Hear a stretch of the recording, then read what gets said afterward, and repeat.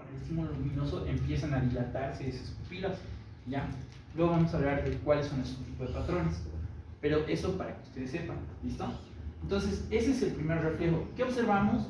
Pues que esta pupila disminuye su diámetro, eso es normal, ¿ya?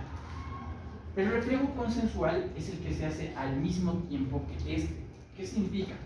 Nosotros le hacemos estímulo luminoso y esperamos que este se contraiga, pero al mismo tiempo tenemos que esperar y este también se contraiga, incluso sin estimular este. Entonces, yo le hago el estímulo luminoso a esta pupila y tengo que esperar que este también se contraiga. Si ambos se contraen al mismo tiempo y sin asimetría, entonces estamos hablando de un reflejo consensuado presente, ¿ya? Es normal. Entonces tiene que haber un reflejo fotomotor, tiene que haber un reflejo consensuado, ¿ya? Y el último reflejo, que es el que les mencionaba, está relacionado un poco con cuáles son las funciones del tronco, si el tronco está todavía funcionando, ¿no? Entonces, ¿qué se hace? Usualmente se pone una torunda, una prolongación del algodón que estimula la córnea, ¿ya? La córnea y la pupila están inervados, ¿no? Esencialmente están comandados por el sistema simpático y el parasimpático en algún punto, que hacen que tengan estas dilataciones, que hacen que tengan todo tipo de respuestas y que hacen que al mismo tiempo ustedes tengan reacciones de defensa, ¿no?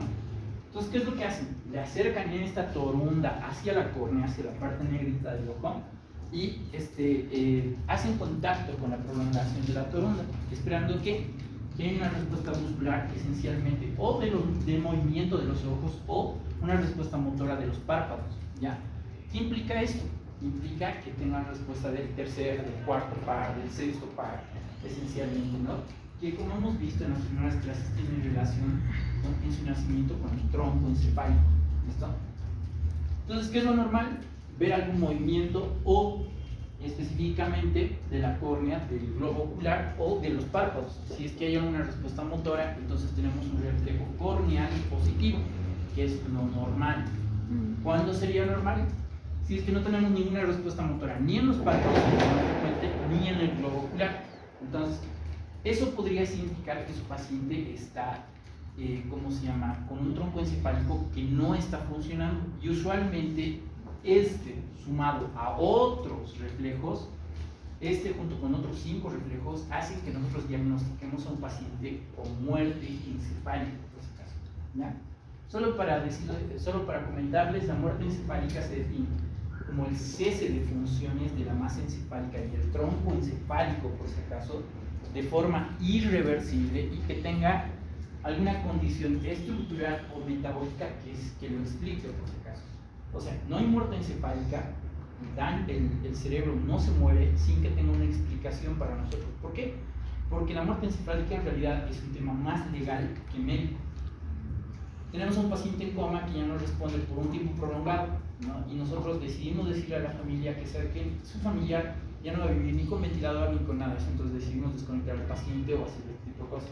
Entonces es más legal decirle eso, porque podemos mantener este paciente con vida, con signos vitales, con los demás órganos funcionales, pero no con el cerebro funcional. Entonces por eso es que la implicación de la definición de la muerte encefálica requiere que nosotros le demos una explicación racional a eso. ¿A qué se refiere? No hay muerte encefálica sino un paciente, por ejemplo, que tenga, solo como ejemplo, ¿no?, un ABC hemorrágico masivo que haya hecho que pueda explicar que todo el cerebro se dañe, o un paciente que haya tenido un estado epiléptico que está 5 días, por ejemplo, con eso, ¿no?, alguna alteración metabólica que haya hecho que haya edema cerebral por mucho tiempo. Entonces son muchas cosas las que pueden causar, pero no tienen que tener explicación, ¿ya? Entonces, dentro de las pupilas, la pupila es muy importante, y sobre todo de los reflejos que se encuentran aquí, estos son los más importantes, para saber si el tronco está funcionando, sobre todo tronco encefálico, y estos dos para ver si es que la respuesta simpática igual en cierto segmento del tronco igual está funcionando, ¿no? ¿Cuáles son los específicos? Hay algunos patrones específicos, por si acaso, ¿ya?, que están relacionados con lo que les decía, ¿no?, con la velocidad de respuesta que tenemos de las pupilas a la contracción o a la dilatación, ¿ya? Entonces, por ejemplo, si vemos lo que les mencionaba, ¿ya?, esto de aquí se llama, ¿cómo se llama?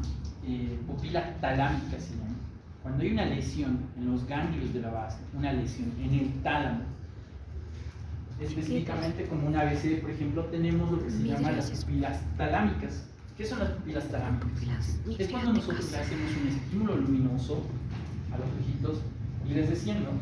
Las pupilas, ¿cómo se llama? Tienden a tener esta contracción, pero es muy lenta. Inicialmente no responde. Yo le pongo la linterna y este estímulo no va a generar una respuesta inmediata, ni siquiera en un par de segundos. Al menos va a tardar 5 segundos en contraerse. Y justo lo que les decía, le mantienes con la luz y